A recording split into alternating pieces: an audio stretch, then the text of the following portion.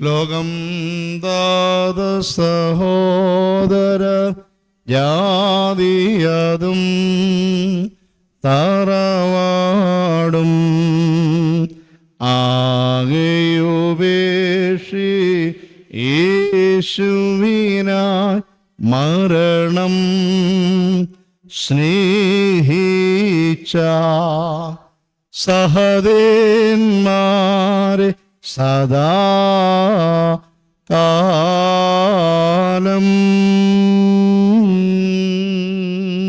സ്മരണം ചെയ്വതു നാം ഏറ്റം. ഒന്നായിരിക്കുന്ന പിതാവിൻ്റെയും പുത്രൻ്റെയും ജീവനുള്ള പരിശുദ്ധ റൂഹായുടെയും നാമത്തിൽ ആദ്യം മുതൽ എന്നേക്കും തന്നെ ആമേൻ. ദൈവ വചനത്തിലൂടെ വിശ്വാസികളെ പരിശുദ്ധനായ പൗലോസ്ലീഹ ഓർമ്മിപ്പിക്കുകയാണ്.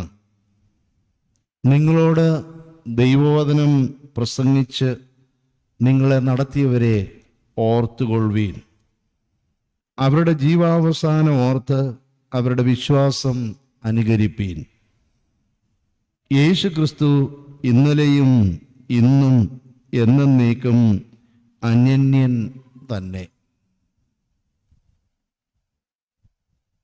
കാലാതിയായി നിലനിൽക്കുന്ന ദൈവത്തിൻ്റെ, അനാദിയായി നിലനിൽക്കുന്ന സത്യേക ദൈവത്തിൻ്റെ ശുശ്രൂഷകരായി തൻ്റെ മുന്തിരിത്തോപ്പിലെ വിശ്വസ്ത സേവകരായി താൽക്കാലികമായ ശുശ്രൂഷകൾ നിർവഹിച്ച് നിത്യതയിലേക്ക് പ്രവേശിച്ചിരിക്കുന്ന പുണ്യപിതാക്കന്മാരെ അനുസ്മരിക്കുക, അവരുടെ ജീവാന്ത്യം ഓർക്കുക, അവരുടെ വിശ്വാസം മുറുകെ പിടിക്കുക. ദൈവത്തിൻ്റെ മാറ്റമില്ലാത്ത വചനത്താൽ ക്രിസ്തീയ സഭയെ ധന്യമാക്കുന്ന പാവനമായ സ്മരണയും പാവനമായ ആത്മീയതയുടെ ഔന്നത്യവുമാണ്.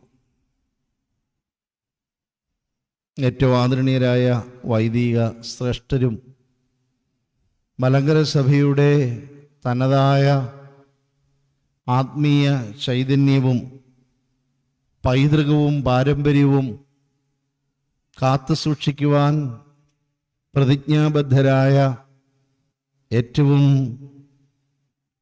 ആ പൈതൃകത്തിൽ അഭിമാനം കൊള്ളുന്ന കുന്നംകുളം ഭദ്രാസനത്തിലെ, വിശേഷിച്ച് ഈ മരത്തങ്കോട് മാർ ഗ്രിഗോറിയോസ് ഇടവകയിൽ ഈ സന്ധിയിൽ വന്ന് ഈ പുണ്യശ്ലോകനായ പിതാവിനെ അനുസ്മരിച്ച് അനുഗ്രഹം പ്രാപിക്കുന്ന സർവരുമേ, എത്ര ദിവ്യമായ ഒരു അനുഭവമാണ് ദൈവിക പിതാക്കന്മാരിലൂടെ പരിശുദ്ധ സഭയ്ക്ക് അതുവഴിയായി വിശ്വാസികളായ നമുക്ക് ലഭിക്കുന്നത്. ഈ ഓർമ്മപ്പെടുത്തൽ പരിശുദ്ധനായ പൗലോസ്ലീഹ എബ്രായർക്ക് എഴുതിയ ലേഖനം 13-ാം അധ്യായത്തിൻ്റെ 7-8 വാക്യങ്ങളിൽ നിന്നാണ് ഞാൻ വായിച്ചത്. ആ 13-ാം അധ്യായത്തിൻ്റെ 1-ാം വാക്യവും ഈ സന്ധിയിൽ നാം സ്മരിക്കുന്ന ആ പുണ്യപുരുഷനെ കുറിച്ച് ഓർക്കുമ്പോൾ പ്രസക്തമാവുകയാണ്. സഹോദരപ്രീതി നിലനിൽക്കട്ടെ, അതിഥി സൽക്കാരം മറക്കരുത്. ഫീലക്സീനോസ് എന്ന വാക്കിൻ്റെ അർത്ഥം ആതിഥ്യമരുളുന്ന, ആതിഥ്യം നൽകുന്നവനായ ഒരുവൻ. ഫിലക്സീനിയ എന്നാൽ ആതിഥ്യം.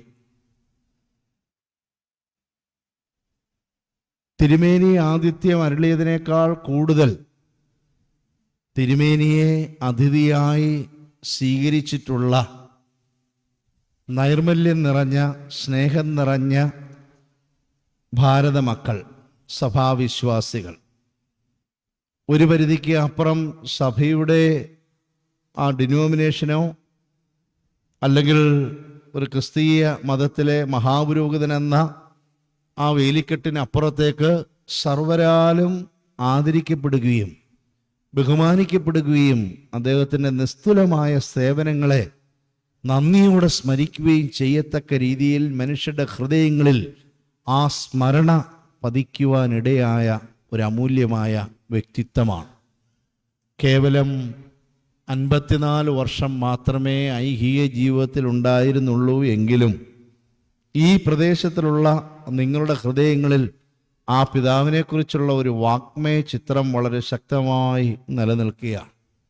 കാലം ചെയ്തിട്ട് ഇപ്പോൾ 73 വർഷത്തോളമായി. കാലം ചെയ്യുവാൻ ഇടയാക്കിയത് ഈ സ്ഥലമാണ്.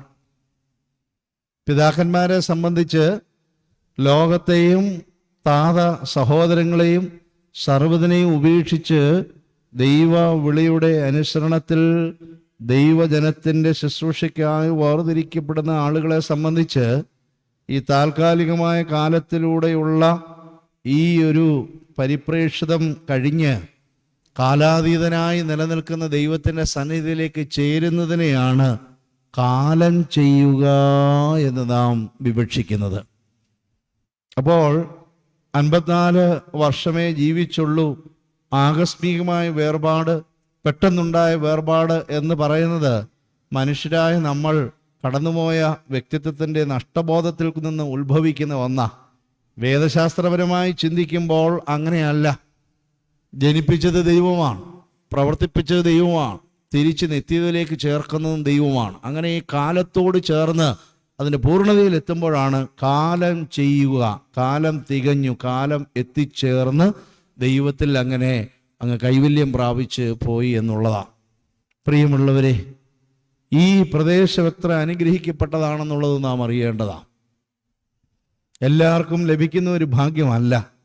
ഒരുപക്ഷെ ആ പിതാവ് ഭാരതത്തിലെ സഭയ്ക്ക്, നമ്മുടെ സഭയ്ക്ക് നൽകിയിട്ടുള്ള നിസ്തുലമായ സേവനം, അദ്ദേഹത്തിൻ്റെ ഒരു തട്ടകമായ പ്രദേശത്തിൽ നിന്ന്, തെക്കിൽ നിന്ന് വടക്കോ തെക്കോ കിഴക്കോ പടിഞ്ഞാറോ എന്നുള്ള വ്യത്യാസം കൂടാതെ സഭയെ ഒറ്റ ഒരു ഗാത്രമായി കരുതി അതിൽ ഒരു വെളിച്ചമായി അദ്ദേഹം അങ്ങനെ പകർന്ന് ഓടി നടന്ന് നൽകുകയാണ്. അങ്ങനെ ചെയ്ത ഒരു വ്യക്തി ഈ വടക്കൻ പ്രദേശത്ത് വന്ന് ദൈവസന്നിധിയിലേക്ക് പോകുവാനിടയായി. ഒരു വിധത്തിൽ ചിന്തിച്ചാൽ അതൊരു ഭാഗ്യമാണ്, ഒരു വ്യത്യസ്തമായ രീതിയിലുള്ള അനുഭവമാണ്. 1897 ജൂൺ മാസം 10-ാം തീയതി വളരെ പ്രസിദ്ധമായ പുത്തൻകാവിൽ പ്രസിദ്ധമായ പൗരോഹിത്യ പാരമ്പര്യമുള്ള കുലീനമായ കിഴക്കേത്തലക്കൽ കുടുംബത്തിലെ തോമാ കത്തനാരുടെയും റാഹേലമ്മയുടെയും രണ്ടാമത്തെ പുത്രനായി ജനിച്ച ഗീവർഗീസ്, അദ്ദേഹത്തിൻ്റെ ചെറുപ്പകാലത്ത് തന്നെ പിതാവ് കാണിച്ചിട്ടുള്ളതായ പൗരോഹിത്യൻ്റെ ശുശ്രൂഷയുടെയും ആത്മീയതയുടെയും കുന്തിരിക്കത്തിൻ്റെയും മണവും പരിശുദ്ധ മൂറോൻ്റെ ആ മണവുമൊക്കെ വളരെ ഹൃദ്യമായി സ്വീകരിച്ച് പള്ളി ശുശ്രൂഷയോടും പള്ളികാര്യങ്ങളിലും താല്പര്യം പ്രകടിപ്പിച്ച് വന്നു. മറ്റൊരു ലോകപ്രകാരമുള്ള അനേക കാര്യങ്ങളിലേക്ക് പ്രൊഫഷണലായി മനുഷ്യൻ തിരിയുന്നതാ. അന്നത്തെ കാലത്ത് പല തരങ്ങളിലേക്ക് സ്കൂൾ അധ്യാപകനായി മാറുക, മിലിറ്ററിയിൽ ചേരുക, മറ്റു തരത്തിലൊക്കെയും മാറാൻ സാധ്യതയുള്ള ആ മകൻ ആ വഴിക്കൊന്നുമല്ല. തികച്ചും ആത്മീയതയുടെ ആദ്യ പാഠങ്ങളിൽ നല്ല അഭ്യസനം ലഭിച്ച, ചൊല്ലുവിളിയുള്ള, ദൈവത്താൽ സ്നേഹിക്കപ്പെടുകയും ദൈവത്തെ ഭയപ്പെടുകയും ചെയ്യുന്ന ഗീവർഗീസ് പിതാവിൻ്റെ പാതയിലൂടെ സഞ്ചരിച്ച് തന്നെ വരുവാനിടയായി. പ്രാഥമിക വിദ്യാഭ്യാസവും അതിനുശേഷമുള്ള ഹൈസ്കൂൾ വിദ്യാഭ്യാസമൊക്കെ നേടി പിന്നീട് അദ്ദേഹം കൽക്കട്ടയിൽ പോയി ഒരു സർട്ടിഫിക്കറ്റ് കോഴ്സ് പാസ്സായി അതിനോട് ചേർന്ന് ഒരു വേദശാസ്ത്ര വിദ്യാഭ്യാസം നേടുവാൻ തക്കവണ്ണം ഇടയായി. പിന്നീട് തിരിച്ചു വന്ന് 1926 MD ഹൈസ്കൂൾ അല്ലെങ്കിൽ MD സെമിനാരിയിലെ ഒരു അധ്യാപകനായി ജീവിതം ആരംഭിച്ചു. 1929 1930 പൗരോഹിത്യത്തിൻ്റെ പടവുകളിലേക്ക് കയറുന്നത്. ഷമ്മാശപ്പട്ടവും പൗരോഹിത്യ പട്ടവും പരിശുദ്ധനായ വട്ടശ്ശേരിൽ ഗീവർഗീസ് മാർ ദീവന്നാസ്യോസ് തിരുമനസ്സുകൊണ്ട് നൽകപ്പെട്ടു. എന്നാൽ 1929 നവംബർ മാസം 3-ാം തീയതി 1930 നവംബർ മാസം 3-ാം തീയതി അന്നത്തെ കാതോലിക്കായിരുന്ന പരിശുദ്ധ ബസേലിയോസ് ഗീവർഗീസ് ദ്വിതീയൻ ബാബാദിനസുമുണ്ട്.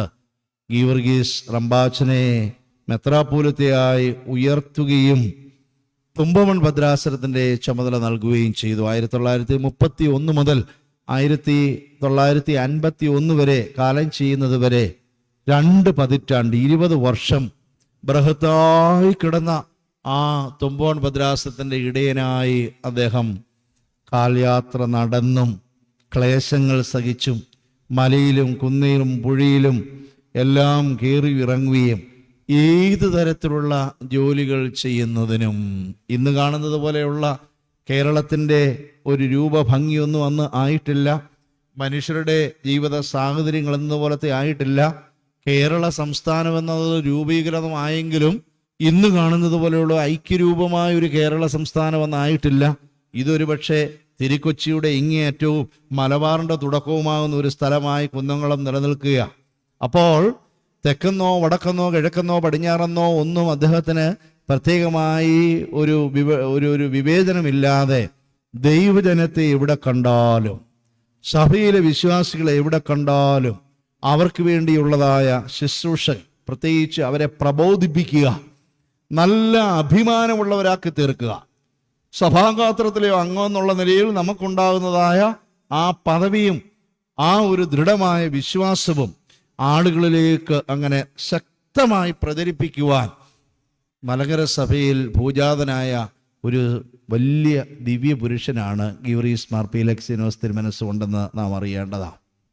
ആ പിതാവിനെ കുറിച്ച് ചെറുപ്പം മുതൽ തന്നെ കേട്ട് മനസ്സിലാക്കുവാൻ ആ പറയുന്ന ആളുകളെല്ലാം ഏത് പ്രദേശത്തായാലും തിരുമേനിയെക്കുറിച്ച് പറയുമ്പോൾ വളരെ ഭക്തി ആദരവോടും ബഹുമാനത്തോടും മാത്രമാണ് സംസാരിക്കുന്നത്. അന്നും ഇന്നും നിങ്ങളെ സംബന്ധിച്ച് നിങ്ങളുടെ പൂർവികരായ ആളുകൾ തിരുമേനി ജീവിച്ചിരുന്നപ്പോൾ അല്ലെങ്കിൽ ആ തിരുമേനി കാലം ചെയ്ത സമയത്ത് തിരുമേനിയുടെ കണ്ട് കൈമുത്തി അനുഗ്രഹം പ്രാപിച്ചവർ ഇപ്പോൾ ആരെങ്കിലും ആ തലമുറയിൽപ്പെട്ടവരുണ്ടോ?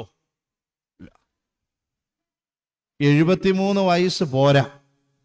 അങ്ങനെ തിരുമേനിയെ കണ്ടതായിട്ട് ഒരു ഓർമ്മ വന്ന് നിൽക്കുകയും ആ പ്രായം കൂടെ വെച്ച് നോക്കുമ്പോൾ ഏകദേശം ഒരു 80 വയസ്സിന് മുകളിലുള്ള ആളുകളായിരിക്കണം അങ്ങനെയുള്ള ഗണത്തിൽപ്പെടുന്നവരാരെങ്കിലും ഉണ്ടെങ്കിൽ, അല്ലേ? പക്ഷേ ഈ കൊച്ചു തലമുറയിൽപ്പെട്ട ആളുകൾ വളരെ വളരെ മന്ദസ്മിതത്തോടു കൂടിയും നല്ല ചുറുചുറുക്കോടുകൂടിയും ആ പദയാത്രയിൽ നിന്ന് പങ്കെടുത്ത് ഈ ത്രിസന്ധിയിൽ ഇവിടെ ദൈവാരാധനയിൽ വന്ന് കൗതുകത്തോടെ നിങ്ങൾ എൻ്റെ മുഖത്തേക്ക് നോക്കി ആ വാക്കുകൾ ശ്രദ്ധിക്കുമ്പോൾ നിങ്ങളിലുള്ള താല്പര്യം, നിങ്ങൾ ആ പിതാവിന് കൊടുക്കുന്നതായ ബഹുമാനം, പ്രിയമുള്ളവരെ, ദൈവവചനത്തിൽ പരിശുദ്ധാത്മ പ്രേരിതനായി ദൈവത്തിൻ്റെ ശുശ്രൂഷകനായി തൻ്റെ ജീവിതം ഒഴിഞ്ഞുവെച്ച പൗലോസ് ശ്ലീഹ ക്രിസ്തീയ സഭയെ ഓർമ്മിപ്പിക്കുന്നത് നമ്മുടെ ജീവിതത്തിന് എന്നും ഒരു വഴിവിളക്കായിരിക്കട്ടെ. നിങ്ങളോട് ദൈവവചനം പ്രസംഗിച്ച് നിങ്ങളെ വഴി നടത്തിയ പിതാക്കന്മാരെ നിങ്ങൾ ഓർത്തുകൊള്ളണം. മറന്നുപോകാൻ സാധ്യതയുണ്ട് എന്നുള്ളത് കൊണ്ടാണ് ഓർത്തുകൊള്ളണമെന്നുള്ള ഓർമ്മപ്പെടുത്തൽ ഉണ്ടായിട്ടുള്ളത്. മറന്നുപോകാൻ പാടില്ല. ക്രിസ്തുവിനെ നിങ്ങൾ മറക്കുന്നുവെങ്കിൽ മറക്കട്ടെ. ക്രിസ്തുവിനെ മറക്കാൻ നിങ്ങൾ ഓർമ്മിപ്പിക്കുന്നുവെങ്കിൽ ക്രിസ്തുവിൻ്റെ മുന്തിരിത്തോട്ടത്തിൽ അവൻ്റെ ശുശ്രൂഷകരായിരുന്ന ഒരു പിതാക്കന്മാരെയും പ്രത്യേകിച്ച് നമ്മളോട് ആഭിമുഖ്യവും ബന്ധവും ഉള്ളവരെ ഒരിക്കലും മറന്നുപോകാൻ ഇടയാകരുതെന്നുള്ള ഒരു ഓർമ്മപ്പെടുത്തലാണ്. ഇന്നലെയും ഇന്നും എന്നേക്കും നിലനിൽക്കുന്നവനായ ക്രിസ്തുയേശുവിൻ്റെ ഉത്തമ സേവകനായ ആ പിതാവിനെ കുറിച്ച് അനുസ്മരിക്കുമ്പോൾ 3 കാര്യങ്ങൾ എൻ്റെ മനസ്സിൽ പെട്ടെന്ന് വരികയാണ്. ഒന്നാമത്, ആ ദിവ്യ പുരുഷൻ ഒരു സഞ്ചാര സുവിശേഷകനായിരുന്നു. ഈ പിതാവ് ഇങ്ങനെ ഒരു പിതാവാകുന്നതിന് വേണ്ടി അന്നത്തെ സഭ വളരെ ആകാംക്ഷയോടെ കാത്തിരുന്ന ഒരു കാലം കൂടെയാണെന്നുള്ളത് ഓർക്കണം. മലങ്കര സഭയിൽ അനേകരുടെ പ്രാർത്ഥന കൊണ്ടും അനേകരുടെ പ്രവർത്തനം കൊണ്ടും ആരംഭിച്ച ആദ്യത്തെ സന്യാസ പ്രസ്ഥാനം, ബദനിയിലെ സന്യാസ പ്രസ്ഥാനം, ആ മലയിടുക്കുകളിൽ, ആ മരിഞ്ചെരുവുകളിൽ കാലാവസ്ഥയോ പ്രകൃതിയെയോ കാട്ടുമൃഗങ്ങളെയോ ഒക്കെ പേടിക്കാതെ, അതിനെ ഗണ്യമാക്കാതെ, പ്രാർത്ഥനയുടെ അർത്ഥത്തിൽ രാത്രിയും പകലെന്ന വ്യത്യാസമില്ലാതെ കഠിനാധ്വാനം ചെയ്ത് പ്രാർത്ഥിച്ചങ്ങനെ ഭാരതീയ ഋഷിപാരമ്പര്യത്തിലെ അതുല്യ പ്രതിഭകളായി വളർന്നു വന്നിരിക്കുന്ന പിതാക്കന്മാരിൽ ഒരാൾ ഇതാ ആ മാതൃസഭയെ ത്യജിച്ച് മറ്റൊരു സഭയിലേക്ക് പോയിരിക്കുന്നു. ഇതെല്ലാവരും കേൾക്കുന്നതായതുകൊണ്ട് അതിനുള്ള ന്യായീകരണങ്ങൾ ഒത്തിരി പറയാൻ കാണും. ഐക്യപ്പെടുകയോ പുനരൈക്യപ്പെടുകയോ വേർപെട്ടു പോയത് കൂട്ടിച്ചേർക്കുകയോ തുന്നിച്ചേർക്കുകയോ ഒക്കെ ആയിക്കോട്ടെ, ഓരോരുത്തർക്കും അവരവരുടേതായ അസ്തിത്വവും വ്യക്തിത്വവും ചകഞ്ഞെടുക്കുമ്പോൾ ഒരു ന്യായവും ന്യായീകരണം കൊടുക്കാതിരിക്കാൻ കഴിയില്ല. പക്ഷേ എന്നിട്ട് എന്ത് വ്യത്യാസത്തിലാണ് പിന്നീട് ഇപ്പം നിലനിൽക്കുന്നത്? ഒരു വ്യത്യാസത്തിലുമില്ല. സെയിം ആരാധന. ആ പിതാക്കന്മാരും ഈ പിതാക്കന്മാരും എല്ലാം തുല്യരാ. ഞങ്ങളാണ് മാർത്തോമാ ശ്ലീഹ സ്ഥാപിച്ച സഭയുടെ. അങ്ങനെ ഒരു പിതാവ്, പ്രത്യേകിച്ച് ഒരു പോസ്റ്റ് ഗ്രാജുവേഷൻ നേടിയ അന്നത്തെ കേരള സമൂഹത്തിലെ നല്ല ഉന്നതമായ വിദ്യാഭ്യാസം, MA ലിറ്ററേച്ചർ പാസ്സായി വന്ന സഭയുടെ പ്രതീക്ഷയായിരുന്ന വട്ടശ്ശേരി തിരുമേനിയുടെയൊക്കെ മനസ്സിൽ വലിയ കാര്യമായി ഉണ്ടായിരുന്ന പരിശുദ്ധനായ ഗീവർഗീസ് ബാവാ തിരുമനസിന്റെ മനസ്സിലൊക്കെ അങ്ങനെ പല ആലോചനകൾ ഉണ്ടായിരുന്ന ഒരു വ്യക്തി, ഒരു വന്യ പുരോഹിത ശ്രേഷ്ഠൻ ഈ സഭയിൽ നിന്ന് പോകുമ്പോൾ അത് വലിയ സാമ്പത്തികമായ അല്ല, അത് സ്ഥലങ്ങൾ നഷ്ടപ്പെടുന്നതിൻ്റെ അല്ല, മറിച്ച് ദൈവജനത്തിന് പ്രതീക്ഷ നൽകിയിട്ടുള്ള, ദൈവജനം ഇങ്ങനെ ആത്മീയതയുടെ ആ ഒരു സ്രോതസ്സിൽ നിന്ന് ഒഴുകി വരുന്ന ദൈവവചനം കൊണ്ടും ശുശ്രൂഷകൾ കൊണ്ടും മനുഷ്യബന്ധങ്ങൾ കൊണ്ടുമൊക്കെ ഉയർന്നു വരുന്ന കുടുംബ ബന്ധങ്ങൾക്ക്, മനുഷ്യബന്ധങ്ങൾക്ക് അവരെ ചേർത്ത് പിടിക്കുന്ന ആത്മീയ പിതാക്കന്മാരുടെ സാന്നിധ്യം അവരുടെ ജീവിതത്തിൽ വെളിച്ചം നൽകുന്നതായ ഒരു പശ്ചാത്തലം ഉണ്ടായിരുന്നതായ ഒരു സാംസ്കാരിക ആധ്യാത്മിക പശ്ചാത്തലത്തിൽ ഉണ്ടായിരുന്ന കാലഘട്ടത്തിൽ അങ്ങനെ എല്ലാവരുടെ ഹൃദയത്തിലുള്ള ഒരാള് പെട്ടെന്ന് അതിൽ നിന്നൊരു വ്യതിചലനം ഉണ്ടായി നഷ്ടപ്പെട്ടു പോകുമ്പോൾ ആ ഒരു വിടവ് ആര് നികത്തും? അങ്ങനെ പരിശുദ്ധ സഭയുടെ ആധ്യാത്മിക ആചാര്യന്മാരായിരുന്ന പരമാധ്യക്ഷന്മാരായിരുന്ന രണ്ട് പിതാക്കന്മാരുടെയും മനസ്സിനെ അങ്ങനെ മതിച്ചുകൊണ്ടിരുന്നപ്പോഴാണ് ഇതാ പുത്തൻകാവിൽ നിന്ന് ഈ പുരോഹിതന്റെ മകൻ പടിപടിയായി ഉയർന്ന് വരുന്നു. മറ്റു ചെറുപ്പക്കാരും ചിന്തിക്കുന്നത് പോലെയല്ല അദ്ദേഹം ചിന്തിക്കുന്നത്. അവർക്കുള്ള സ്വപ്നം പോലെയല്ല ആ ചെറുപ്പക്കാരനുള്ളത്. പിന്നീട് ശമ്മാശനായി കഴിയുമ്പോഴത്തേക്ക് ആ ചെറുപ്പക്കാർക്കുള്ള പോലെയുള്ള ഒരു സ്വപ്നമല്ല അദ്ദേഹത്തിനുള്ളത്.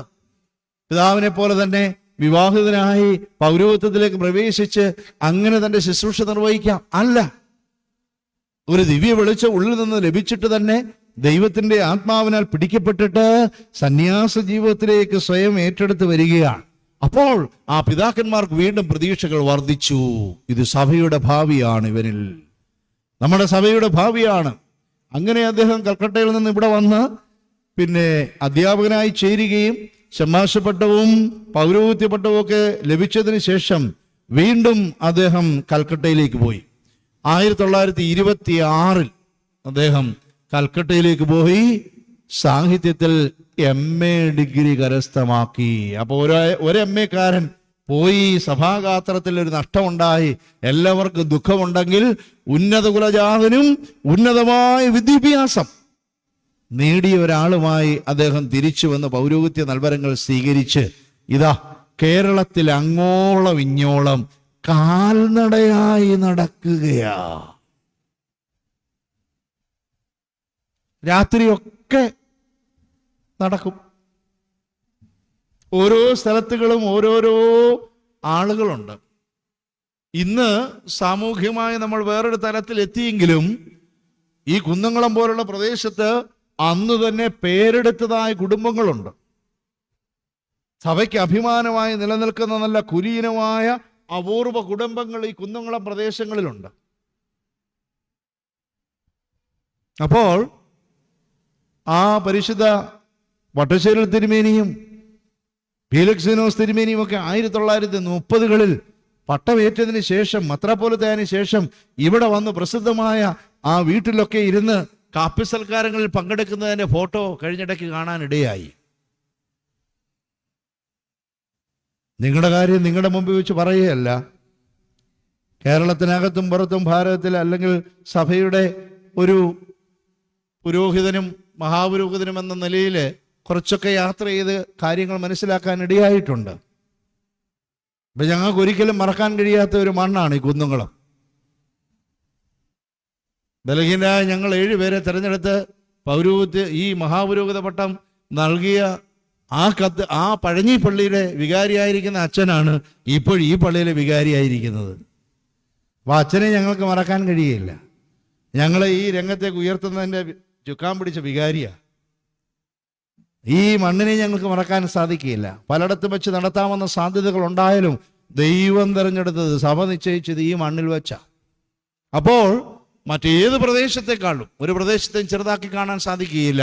അതിനേക്കാൾ ഒരു പടി മുമ്പിൽ അന്നത്തെ കാലഘട്ടത്തിൽ തന്നെ നല്ല ജാത്യാഭിമാനമുള്ള ഓർത്തഡോക്സ് സഭയുടെ മക്കളാകുന്നുവെന്നുള്ള നല്ല ഉറച്ച വിശ്വാസത്തിൽ കറതീർന്നതായ വിശ്വാസത്തിന്റെ പ്രത്യേകിച്ച് ഒരു കോട്ട കണക്ക് സഭയുടെ വിശ്വാസം കാത്തു സംരക്ഷിച്ചിരുന്നതായ ഈ കുന്നംകുളം പ്രദേശത്തേക്ക് പിതാക്കന്മാരെ സ്വീകരിച്ചു. പ്രധാനപ്പെട്ട അദ്ദേഹത്തിൻ്റെ ഒരു ആനന്ദം ആത്മീയ ശുശ്രൂഷ വചനം പ്രസംഗിക്കുന്നതിലാണ്. അന്ന് സഭയിൽ ഇന്ന് കാണുന്നത് പോലെ വചന ശുശ്രൂഷകൾ അത്ര ശക്തമല്ല. എന്നാൽ ഈ സഭയിൽ നിന്ന് വ്യത്യസ്തമായ സഭാവിഭാഗങ്ങൾ ഊർജിതമായ ശക്തിയോടെ വചനം പ്രഘോഷിക്കുകയാണ്. പ്രത്യേകിച്ച് ആ തെക്കൻ പ്രദേശങ്ങളിലൊക്കെ അതിനെ അലയടികൾ കേരളത്തിൽ അങ്ങോളം ഇങ്ങോളം ഒക്കെ വരുന്നു. അപ്പോൾ ആചാരത്തിനും അനുഷ്ഠാനങ്ങൾക്കും കൂദാശകൾക്കും പ്രാധാന്യം നൽകുന്നതായ ആത്മീയതയുള്ള ഓർത്തഡോക്സ് സഭയിൽ, എന്നാൽ ഈ സഭയിൽ തന്നെ ഈ ദൈവവചനം കാലോചിതമായി വ്യാഖ്യാനിച്ച് ജനങ്ങളുടെ ഹൃദയങ്ങളിൽ അത് നൽകുകയും ചെയ്യണമെന്ന ശുശ്രൂഷ സ്വയമേവ ഏറ്റെടുത്ത ഒരു പ്രതിഭാശാലിയായി ദൈവത്താൽ നയിക്കപ്പെട്ട ഒരു ഭാഗ്യ സ്മരണാർഹനാണ് ഈ പിതാവ്. എല്ലാവരും നടന്ന് പരിചയിച്ച വഴിയിലൂടെ പോയിട്ട് കാര്യമുണ്ടോ? എളുപ്പത്തിൽ പോകാമെന്നുള്ളതേ ഉള്ളൂ. ആരും നടക്കാത്ത പാതയിലൂടെ പോകുന്നതാണ് അതിൻ്റെ ഒരു എക്സൈറ്റ്മെന്റ്, ഒരു curiosity, and it makes always a difference. കാനനത്തിൽ വഴി 2ആയി പിരിയുന്നു. ആരും അധികം നടന്ന് പരിചയം വന്നിട്ടില്ലാത്ത പാത ഞാൻ തിരഞ്ഞെടുത്ത്, and it has made all the difference എന്ന് റോബർട്ട് ഫ്രോസ്റ്റ് പറയുന്നത് പോലെ ആംഗലേയ സാഹിത്യത്തിൻ്റെ അഗാധങ്ങളിലേക്ക് ഊഴിയിട്ട് ഇതുപോലെയുള്ള വലിയ ആളുകളുടെ സാഹിത്യ അഭിരുചികളൊക്കെ വശമാക്കിയ തിരുമേനി ആംഗലേയ സാഹിത്യത്തിൻ്റെ വെളിച്ചത്തിലും തിരുവചനത്തിൻ്റെ വെളിച്ചത്തിലും ആരാധനയുടെ വെളിച്ചത്തിലും സഭാപാരമ്പര്യത്തിന്റെ വെളിച്ചത്തിലും സഭാചരിത്രത്തിന്റെ വെളിച്ചത്തിലും ജനങ്ങളെ ശക്തീകരിക്കുക, വിശ്വാസികളെ വിശ്വാസത്തിലും ഈ ആധ്യാത്മികതയിൽ ഉറപ്പിച്ചു നിർത്തുവാൻ തൻ്റെ ജീവിതത്തിൽ അനേക യാത്രകൾ. ആ യാത്രകൾ അങ്ങനെ ആയിരിക്കും, കൂടുതലും കാൽനടയായി, കാളവണ്ടിയിൽ, അപൂർവമായി കുതിരവണ്ടിയിൽ, വഞ്ചിയിൽ, ചങ്ങാടത്തേൽ. പല സ്ഥലങ്ങളിലും മലകളിൽ നിന്ന് മലകളിലേക്ക്, ഉന്നതങ്ങളിൽ നിന്ന് നിമ്നോന്നതമായ പ്രദേശങ്ങളിൽ നിന്ന് വീണ്ടും മലകളിൽ. അദ്ദേഹം ജനിച്ചു വളർന്നിട്ടുള്ളതായ ആ സ്ഥലത്ത് കുന്നുകളും കയറ്റങ്ങളും ചെറിയ മലകളൊക്കെ അപ്പുറത്ത് ഭാഗത്തുണ്ട്. എന്നാലും പുഴകളും നദികളും സമതലങ്ങളും ഉള്ള ഒരു സ്ഥലമാണ്. അതിലെല്ലാം ഒരുപോലെ പരിശീലിച്ചിട്ട് ലോകം വിദ്യാഭ്യാസം കൊണ്ട് കണ്ടറിഞ്ഞ് അതിന് മുകളിൽ ആത്മീയതയുടെ തലങ്ങളെ ഔന്നത്യങ്ങളിലേക്ക് എത്തിച്ചിട്ട് സ്വയമായി ആ ശിക്ഷണബോധം, ആ പ്രബോധന ശുശ്രൂഷ ഏറ്റെടുക്കുകയാണ്. ആവശ്യം കണ്ടറിഞ്ഞ്, സമൂഹത്തിന്റെ ആവശ്യം, ആ കാലഘട്ടത്തിന്റെ വെല്ലുവിളി എന്തെന്ന് കണ്ടറിഞ്ഞ്, സഭയുടെ അക്കാലത്ത് പ്രസക്തമാക്കുന്ന ശുശ്രൂഷ എന്തെന്ന് കണ്ടറിഞ്ഞ്, മറ്റാരും ഏൽപ്പിക്കാതെ സ്വയമേവ അതിനൊരു മാർഗദീപം തെളിയിച്ചത് കൊണ്ട് ആ പിതാവിനെ സഭ ബഹുമാനിച്ച് ആദരിച്ചിട്ടുണ്ട്. 2013 അദ്ദേഹത്തെ കാതോലിക്കേറ്റിൻ്റെ രത്നദീപമെന്ന വിശേഷണം സഭ നൽകുകയാണ്. കാതോലിക്കേറ്റിൻ്റെയാണ്.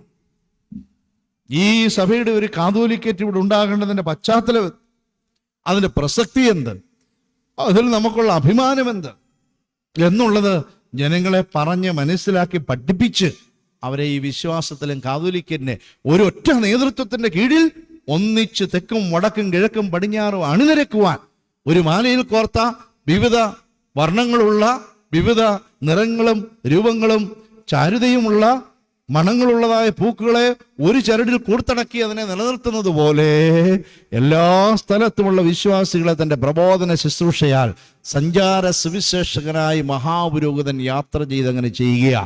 കേവലം ഏതെങ്കിലും പള്ളികളിൽ അതിഥിയായി ചെല്ലുകയും അവിടെയുള്ള അവിടെയുള്ള മറ്റ് ശുശ്രൂഷകൾ കൂദാശകൾ നിർവഹിക്കുകയും ചെയ്യുകയല്ല, അതിൽ കൂടുതൽ കാര്യങ്ങൾ ജനങ്ങളെ പഠിപ്പിക്കുക. ആദിമസഭയുടെ പ്രബോധന ശുശ്രൂഷ പരിശുദ്ധരായ അപ്പോസ്തലന്മാർ സ്വയമേവ ഏറ്റെടുത്ത് പരിശുദ്ധാത്മാവിനാൽ ശക്തി ആർജിച്ച് ജനങ്ങളെ വീട് വീടാന്തോറും തെരുവുകളിലും കോണുകളിലും ജയിലിലും ഉള്ളിലും എവിടെയൊക്കെ അവരെ ആകപ്പെട്ടുവോ അവിടെയൊക്കെ ദൈവത്തിന്റെ വചനം പ്രഘോഷിച്ചതുപോലെ ആ അനുഗ്രഹീതമായ പാതകളെ പിന്തുടർന്നുകൊണ്ട് ഇതാ നമ്മുടെ ഈ കാലഘട്ടത്തിൽ നമ്മുടെ പൂർവികർക്ക് വചന വെളിച്ചം നൽകിയ ദിവ്യപുരുഷനാണ് പുത്തൻകാവിൽ പീലക്സിനോസ് തിരുമേനി എന്ന് നാം തിരിച്ചറിയണം.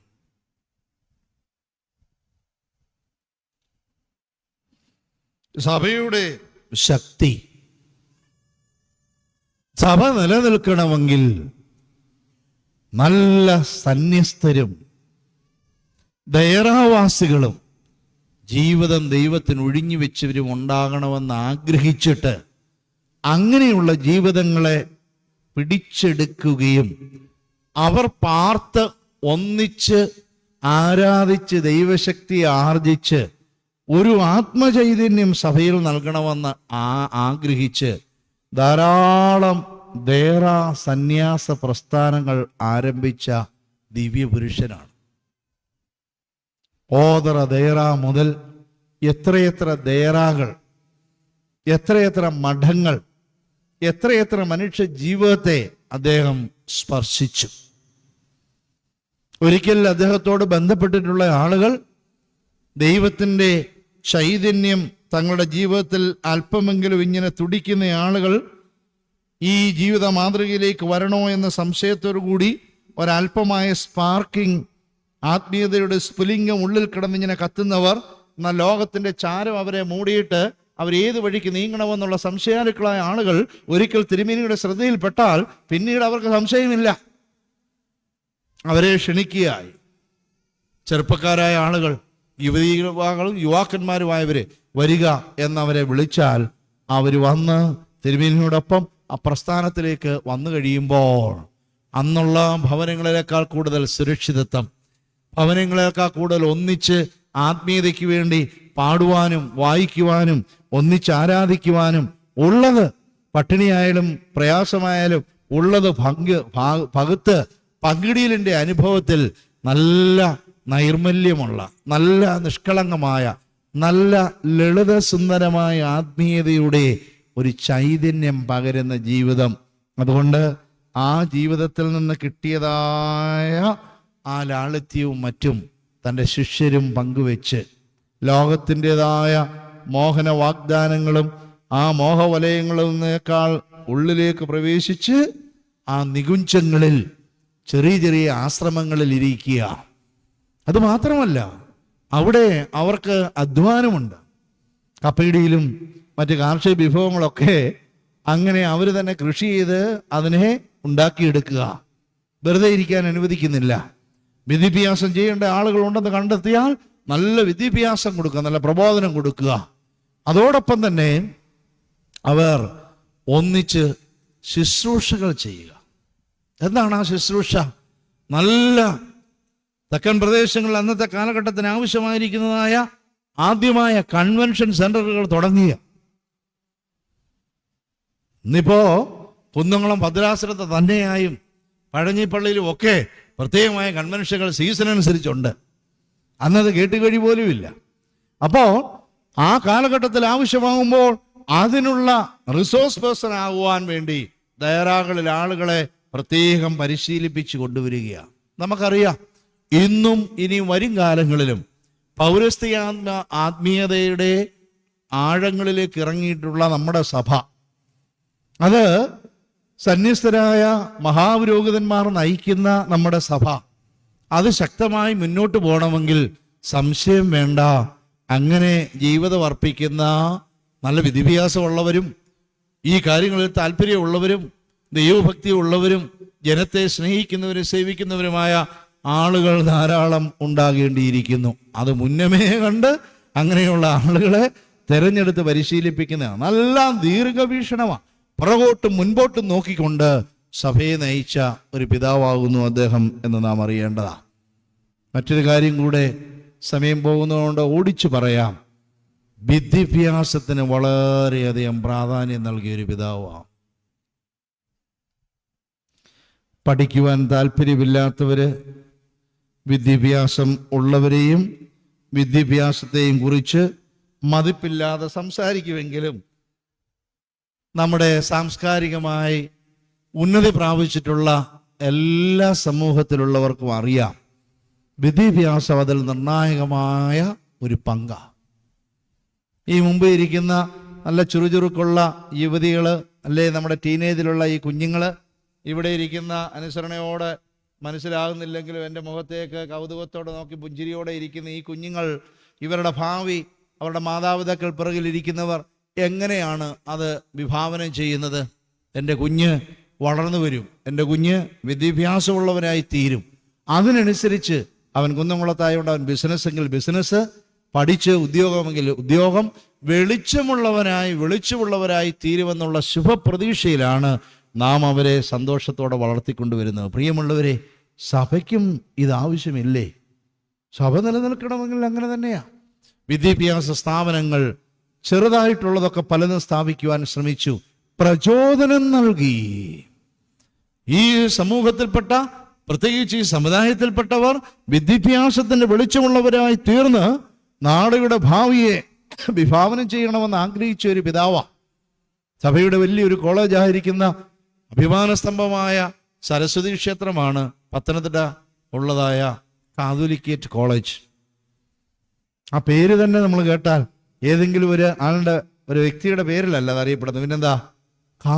Catholicate college. സഭയുടെ ഒരു കോളേജായി, കാതോലിക്കേറ്റിന്റെ ഒരു ദീപസ്തംഭമായി അത് വളരണം എന്ന് ആഗ്രഹിച്ച് പ്രാരംഭമായി ആളുകളെ കൂട്ടുകയും അതിലേറെ പ്രാർത്ഥിക്കുകയും അതിനുവേണ്ടിയുള്ള സംഘടനാപരമായ കാര്യങ്ങളൊക്കെ ചെയ്യുകയും ചെയ്തു. അത് എന്നാൽ സാക്ഷാത്കരിക്കുന്നതിന് മുമ്പ് കാലയവനിങ്ങ പൂകിയ പിതാവ് അതിൻ്റെ സ്ഥാപനം മുതൽ ഇന്നുവരെയും ആ പിതാവിനെ സ്മരിക്കും ആ കോളേജ്. അങ്ങനെ തെക്കും വടക്കും കിഴക്കും പടിഞ്ഞാറും ഒക്കെ യാത്ര ചെയ്ത് ആളുകളെ പ്രബോധിപ്പിച്ച് പഠിക്കുവാൻ ഉത്സാഹികളായവരെ, മിടുക്കരായ ആളുകളെ കണ്ടെത്തി അവരെ വിദ്യാഭ്യാസത്തിന്റെ വെളിച്ചത്തിലൂടെ ഈ ലോകത്തിന്റെ അന്ധകാരത്തെ അതിജീവിക്കാമെന്നുള്ള പ്രത്യാശയോടുകൂടി ഒരു സമുദായത്തിന് മുഴുവൻ ഇങ്ങനെ അതിൻ്റെ ഊർജം പകർന്ന് അത് പൂർത്തിയാക്കി ഈ ലോകത്തിൽ നിന്ന് കടന്നുപോയി. കുന്നംകുളത്തുള്ള ആളുകൾക്ക് ഇപ്പോഴും പ്രയാസമാണ്. ആ തിരുമേനി ഇവിടെ കബറടക്കിയിരുന്നെങ്കിൽ എന്ന് ആഗ്രഹിക്കുക. അത് സത്യത്തിൽ ഒരു അൺഅക്കംപ്ലിഷ്ഡ് വിഷായിട്ട് നിലനിൽക്കട്ടെ. തെക്ക് നിന്ന് ജനിച്ചു വളർന്ന വിദ്യാഭ്യാസം നേടി ആത്മീയതയുടെ ഔന്നത്യങ്ങളിലെത്തിയ ഒരു പിതാവ് നിങ്ങളെ തേടി വടക്ക് വരികയും നിങ്ങളുടെ പൂർവികരെ വചനത്താൽ പരിപോഷിപ്പിക്കുകയും ചെയ്ത് ഇവിടെ അന്തി ഉറങ്ങി ദൈവസന്നിധിയിലേക്ക് കടന്നുപോയി എങ്കിൽ അത് വലിയ അതിന് വെളിച്ചമുണ്ട്. ഈ വടക്ക് നിന്ന് അതിന് എത്രയോ ഒരു നൂറ്റാണ്ടിന് മുമ്പ് പിതാക്കന്മാർ തെക്കെത്തി സഭയ്ക്ക് മുഴുവൻ വെളിച്ചം തരത്തിലുള്ള വിദ്യാഭ്യാസ സ്ഥാപനങ്ങളും സെമിനാറുകളും സ്ഥാപിച്ചതും തെക്കു നിന്ന് ഒരാളെത്തി അടുത്ത ഒരു തലമുറയെ പ്രബോധിപ്പിക്കുകയും ചെയ്തത് സഭാഗാത്രത്തിൽ ഒരുപോലെ പരിപോഷിപ്പിക്കപ്പെട്ട സംഭവമാണ്. അപ്പം അങ്ങോട്ട് കൊടുത്തു, ഇങ്ങോട്ടും കിട്ടി. ഇവിടെ നിന്ന് അങ്ങോട്ട് കൊടുത്തു, മാച്ചിങ്. സഭാഗാത്രത്തെ വിഭാഗ്യതയല്ല നമുക്ക് വേണ്ടത്. മനുഷ്യരെന്താ, എല്ലാ തരത്തിലുള്ള ആളുകളും സഭാഗാത്രത്തെ ഒന്നിച്ച്, ഈ ശരീരത്തിൽ ഏതെല്ലാം തരത്തിലുള്ള വലിപ്പമുള്ള അവയവങ്ങളുണ്ട്, എന്തെല്ലാം വിവിധമായ ചുമതലകളുള്ള അല്ലെങ്കിൽ ഫങ്ഷനുള്ള ശരീര അവയവങ്ങളുണ്ട്, അതൊന്നിച്ചൊരു ശരീരത്തെ നിലനിർത്തുന്നത് പോലെ സഭാഗാത്രത്തെ ദേശകാല വ്യത്യാസം കൂടാതെ സ്നേഹിച്ച ആ സ്മരിയ പുരുഷന്റെ പ്രദീപ്തമായ ഓർമ്മകൾക്ക് മുമ്പിൽ നമുക്ക് നമ്ര ശിരസ്കരാകാം. ആ തിരുമേനിയെ നമ്മുടെ കുഞ്ഞുങ്ങളുള്ളിടത്തോളം, തലമുറകളുള്ളിടത്തോളം, കാലമുള്ളിടത്തോളം ഭയഭക്തി ബഹുമാനത്തോടു കൂടി നമ്മുടെ ഹൃദയങ്ങളിലും നമ്മുടെ ജീവിതത്തിൽ ഉൾക്കൊള്ളാം. ആ പിതാവിൻ്റെ അന്ത്യവിശ്രമം കൊണ്ട ഈ സ്ഥലം ഏറ്റവും അനുഗ്രഹിക്കപ്പെട്ടതായി തീരും. ആ പിതാവിൻ്റെ മധ്യസ്ഥത നമുക്കെല്ലാവർക്കും തുണയായി തീരും. ആ പിതാവിനെ പോലെ നമുക്കും ദൈവം തന്നിട്ടുള്ള വെളിച്ചം കാലിക പ്രസക്തമായി ഈ ലോകത്തിൽ നൽകുവാൻ ദൈവത്തിൻ്റെ പരിശുദ്ധാത്മാവ് ഏവരെയും ഒരുക്കട്ടെ എന്ന് പ്രാർത്ഥിച്ച് ആശംസിച്ചുകൊണ്ട് ഈ ലളിതമായ വാക്കുകൾ ഉപസംഹരിക്കുന്നു. ദൈവം നമ്മെ അനുഗ്രഹിക്കട്ടെ. കർത്താവിൽ അനുഗ്രഹീതരെ അഭിമന്യ തിരുമനസ്സിൻ്റെ അനുവാദത്തോടുകൂടെ ചില കാര്യങ്ങൾ ഓർമ്മിപ്പിക്കുകയാണ്. നാളെ രാവിലെ 7 മണിക്ക് പ്രഭാത നമസ്കാരം ആരംഭിക്കും. 8 മണിക്ക് അഭിമന്യ തിരുമനസ്സിൻ്റെ മുഖ്യ കാർമ്മികത്വത്തിൽ വിശുദ്ധ മൂന്നിന്മേൽ കുർബാന ആരംഭിക്കും.